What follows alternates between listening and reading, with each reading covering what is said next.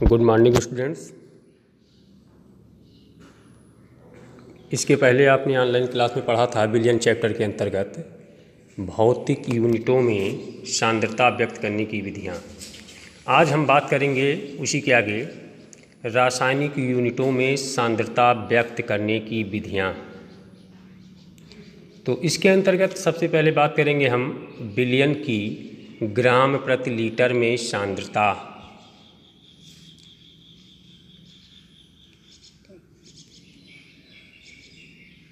Billion की 1 litre में विलेय के ग्रामों की संख्या बिलियन की ग्राम प्रति लीटर में सांद्रता कहलाती है। बिलियन की सांद्रता ग्राम प्रति लीटर बराबर विलेय का भार बटे बिलियन का आयतन लीटर में। अब हम नेक्स्ट बात करेंगे बिलियन की नॉर्मलता। बिलियन की नॉर्मलता क्या होती है? बिलियन के 1 लीटर में विलेय के तुल्यांकों की संख्या बिलियन की नॉर्मलता कहलाती है। बिलियन की नॉर्मलता बराबर होता है विलेय के तुल्यांकों की संख्या बटे बिलियन का आयतन लीटर में। अब हम बात करेंगे विलेय के तुल्यांकों की संख्या बराबर क्या होता है।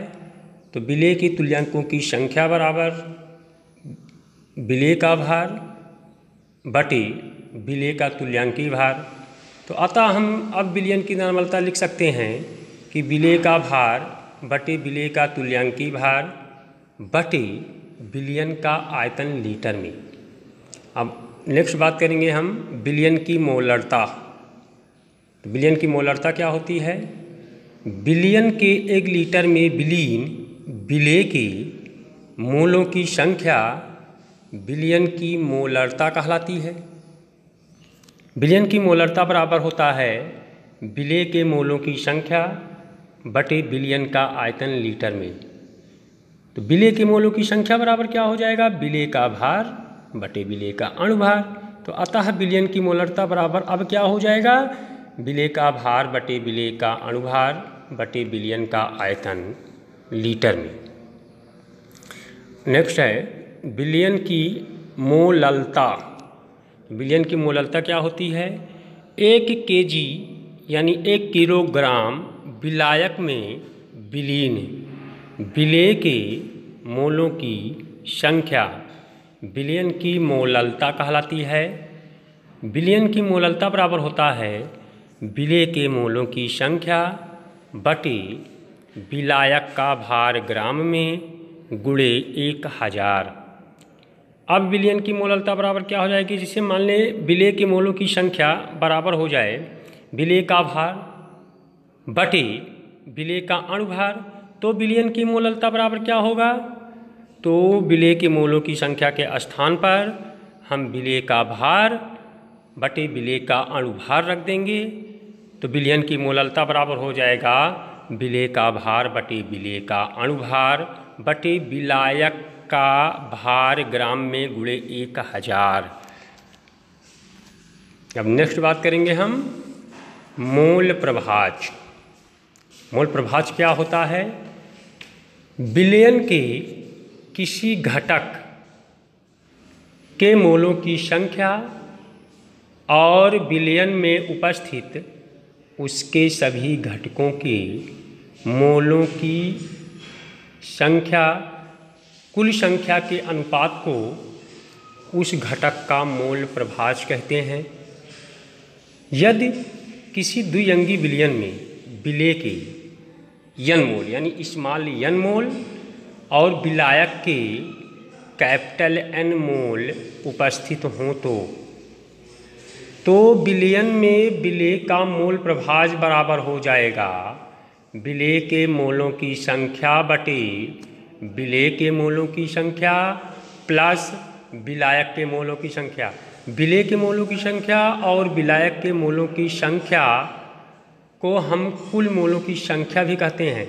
यानी विलेय के मोलों की संख्या और विलायक के मोलों की संख्या को अगर जोड़ लिया जाए तो हमें कुल मोलों की संख्या प्राप्त हो जाती है। तो विलेय के मोलों की संख्या को हम स्मॉल n से और विलायक के मोलों की संख्या को हम कैपिटल N से व्यक्त करते हैं। इसलिए इसे हम शॉर्ट फॉर्म में लिख सकते हैं कि स्मॉल यन अपान स्मॉल यन प्लस कैपिटल यन। अब हम बात करेंगे विलायक का मोल प्रभाज।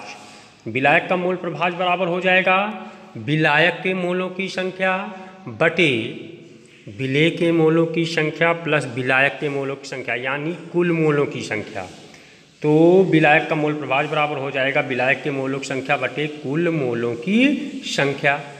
विलायक के मोलों की संख्या को हम कैपिटल एन से व्यक्त करते हैं, इसलिए विलायक का मोल प्रभाज बराबर हम लिख सकते हैं कि कैपिटल एन बटे small n plus capital n. अब अगर किसी पदार्थ के मोलों की संख्या ज्ञात करना है आपको, तो पदार्थ का भार बटे पदार्थ का अणुभार होता है, इसलिए अब विलेय का मोल प्रभाज क्या हो जाएगा, तो अपसाइड फॉर्म में n अपान n प्लस यन होता है। तो जहाँ यन जो है विलेय के मोलों की संख्या है, तो विलेय के मोलों की संख्या बराबर हो जाएगा विलेय का भार बटे विलेय का अणुभार। तो विलेय के भार को स्मॉल w से और विलेय के अणुभार को स्मॉल m से व्यक्त किया जाएगा। तो स्मॉल n के स्थान पर स्मॉल w और स्मॉल m हो जाएगा, और बटे फिर स्मॉल n है, यानी विलेय के मोलों की संख्या है तो वही रख देंगे।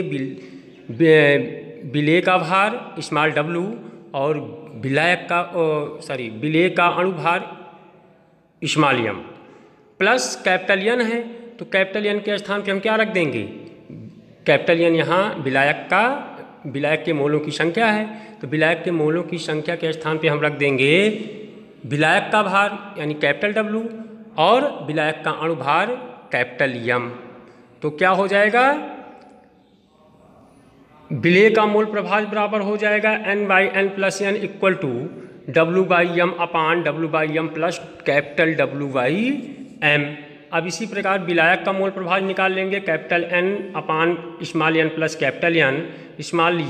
कैपिटल N के स्थान पे हम कैपिटल W अपान कैपिटल M रखेंगे, और स्मॉल n के स्थान पर हम स्मॉल w और small m plus capital n के स्थान पर कैपिटल W और कैपिटल m रखा जाएगा। जहाँ नीचे लिखा गया है, जहाँ विलेय का स्मॉल w बराबर विलेय का भार, स्मॉल m बराबर विलेय का अणुभार, कैपिटल W बराबर विलायक का भार और कैपिटल M बराबर विलायक का अणुभार होगा।